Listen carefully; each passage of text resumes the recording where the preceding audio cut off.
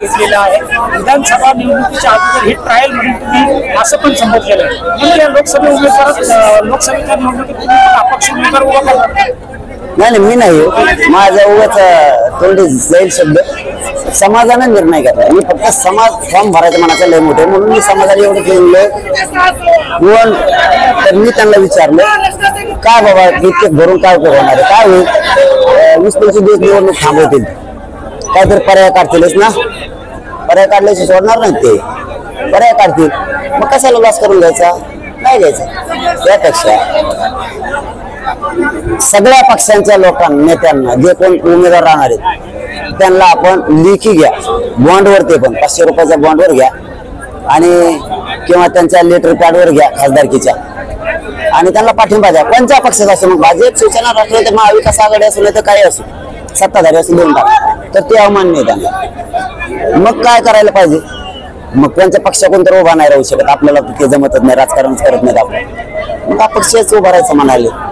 एकमेकांना सांगितलं आणि मराठा समाजाने सुद्धा मी सगळ्या पक्षांनी जातीवर जर अन्याय होणार असलं तर देणारे बना।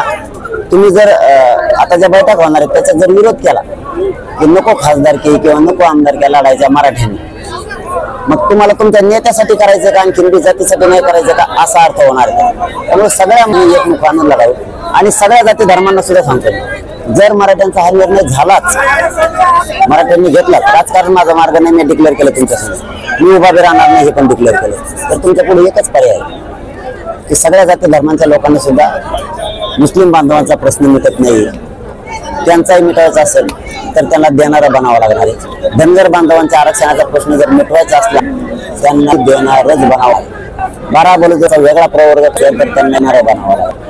मग जात कोणची असो, दलित बांधव असो, त्यांनाही आणि न्याय मिळणार नसला तर त्यांनीही देणारं बनल्याशिवाय पर्याय। सगळ्या जातीच द्यायचे त्याला काय होतं असं म्हणायचंच नाही, सगळेच मराठीचे, सगळेच मुस्लिम बांधवाचे, सगळेच बौद्धांचे, दलित बांधवाचे, सगळ्याच देऊन टाकायचं आणि ताकदीनं सगळ्यांनीच काम करायचं कुठून, कारण तुमचा उद्देश काय आहे ते आपली जिरवायला लागले, त्यांची ते आपली जिरवायला लागलेत, मग त्यांची जर जिरवायची तर तुम्हाला एकमुखानं सगळ्याला लढावं लागणार आहे। तेव्हा नको म्हणायचं कामच नाही, दिला की सुरू।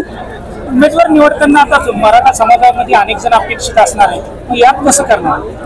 मी तेच सांगितलं, तुमच्यावरती अन्याय होतोय, तुमच्या मराठ्यांचे ते जिरवायला निघाले, मग तुमच्या डोळ्यासमोर ध्येय पाहिजे, कोणी असू दे दिलेला पक्ष ते आपली जिरवायला निघाले त्यांची जिरवायची आणि देणारच आपण बनायचं, कारण ही लहान समाज नाहीये, बना देणारच।